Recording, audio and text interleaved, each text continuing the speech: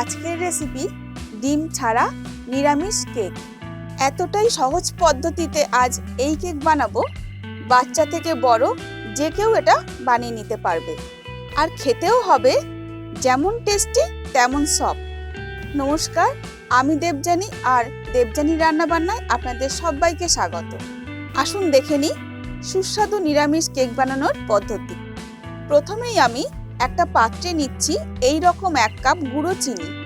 গুঁড়ো চিনি ব্যবহার করলে খুব সহজেই তা অন্য উপকরণের সঙ্গে মিশে যায়। আর নিলাম 1/2 কাপ সাদা তেল। গুঁড়ো চিনির সঙ্গে সাদা তেলটা খুব ভালো করে মিশিয়ে নিচ্ছি। যে কোনো একটা পাত্রের মাপ করে সব উপকরণগুলো নিতে হবে। চিনি গুঁড়ো করা রয়েছে বলে খুব সহজেই সাদা তেলের সঙ্গে মিশে গেল। তেল আর চিনি মিশিয়ে নেওয়ার পর একটা ছাঁকনি নিলাম। এই ছাঁকনির ওপর নিয়ে নিলাম ওই একই কাপের 1.5 কাপ ময়দা। ময়দাটাকে খুব ভালো করে চেলে নিতে হবে, যাতে কোনো শক্ত বা দানা অংশ না থাকে। সমস্ত গুঁড়ো উপকরণগুলো চেলে ব্যবহার করলেই ভালো হয়। ময়দাটা, গুঁড়ো চিনি আর সাদা তেলের যে মিশ্রণটা তৈরি করে নিয়েছিলাম তার সঙ্গে মিশিয়ে নেব। এবার নিয়েছি এই রকম 1/2 বাটি লিকুইড দুধ। কেক তৈরিতে কিন্তু কোনো উপকরণই গরম বা ফ্রিজের ঠান্ডা ব্যবহার করা যাবে না, তাই নর্মাল তাপমাত্রার দুধ নিয়েছি। দেখতেই পাচ্ছেন এই রকম অল্প অল্প করে দুধ দিয়ে মিশ্রণটা রেডি করে নিতে হবে। এবারে আমি দিয়ে দিচ্ছি 1 চামচ ভ্যানিলা এসেন্স।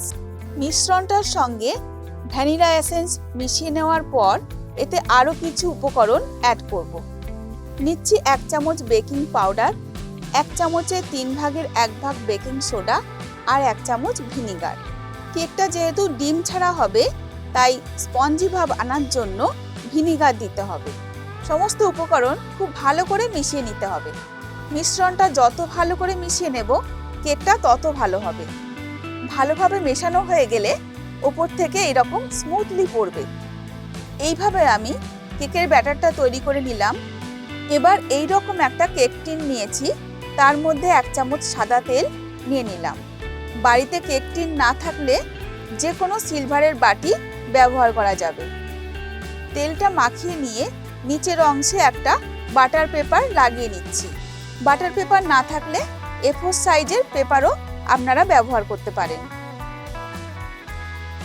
এখন ব্যাটারটাকে কেক টিনের মাঝ বরাবর এভাবে ঢেলে দিচ্ছি।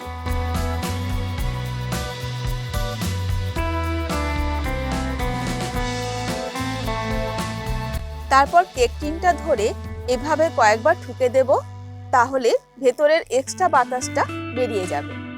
কেক টিনটা রেডি হয়ে গেছে। এবার কড়াইতে নিয়ে নিচ্ছি নুন। নুনটা কিন্তু নষ্ট হয় না, পরে এটা রান্নায় ব্যবহার করা যাবে।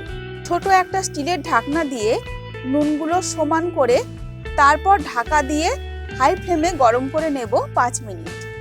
স্টিলের ঢাকনাটা নুনের ওপর বসিয়ে দিচ্ছি। আপনারা স্টিলের কোনো স্ট্যান্ডও ব্যবহার করতে পারেন। তারপর কেক টিনটা ঢাকনার ওপর বসিয়ে দিলাম এবং কড়াইটা ঢাকনা দিয়ে ঢেকে দিলাম। ঢাকনার ছিদ্রটা একটা কাগজের টুকরো দিয়ে বন্ধ করে দেব। লো ফ্লেমে এভাবে 35 থেকে 40 মিনিট বেক করে নেওয়ার পর কিছু কাজু বাদাম আর চেরি ওপর দিয়ে সাজিয়ে দিলাম। আপনারা যে কোনো ড্রাই ফ্রুটস সাজিয়ে দিতে পারেন।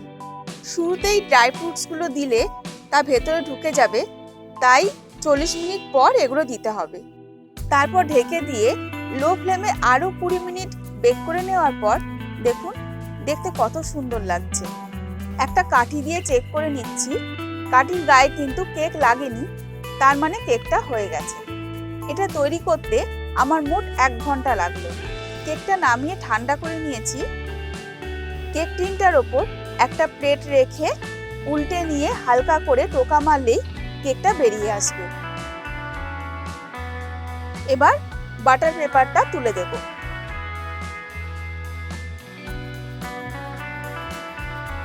এটা যে কতটা ভালো হয়েছে আপনারা না বানালে বিশ্বাস করতে পারবেন না। এভাবে খুব সহজেই বাড়িতে কেক বানিয়ে নিতে পারেন।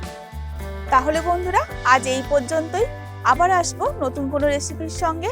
ততক্ষণের জন্য সুস্থ থাকবেন আর ভালো থাকবেন। ধন্যবাদ।